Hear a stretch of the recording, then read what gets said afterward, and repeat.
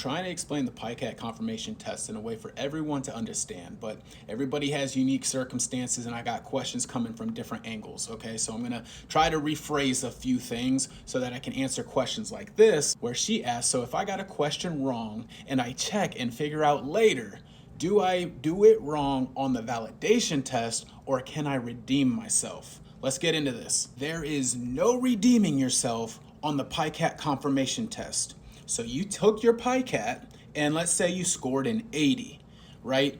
The confirmation test is going to confirm the score of an 80. You had a question wrong and you chose to select the correct answer. The only thing that does is run you the risk of it triggering the full ASVAB.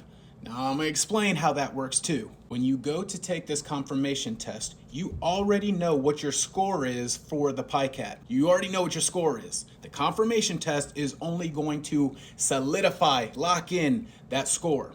Now, if you take this confirmation test and you start missing questions that you already got right, or you start getting right questions that you had previously gotten wrong, if you go too far in either direction, it triggers the full ASVAB.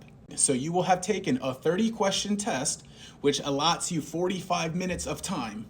You will have completed that, and now you are going to take the full-blown ASVAB where it's timed per section because you went too far in either direction. Does that make sense? So it doesn't make sense to try to redeem yourself because you already have your score. You're just trying to confirm the score.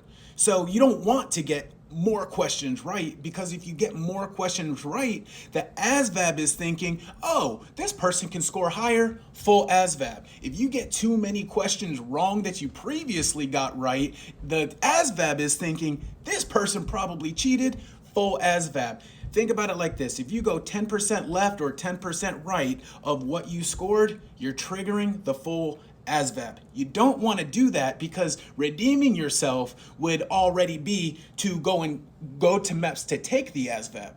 Because the whole point of the confirmation test is to confirm the score you already got when you took the Picat at home.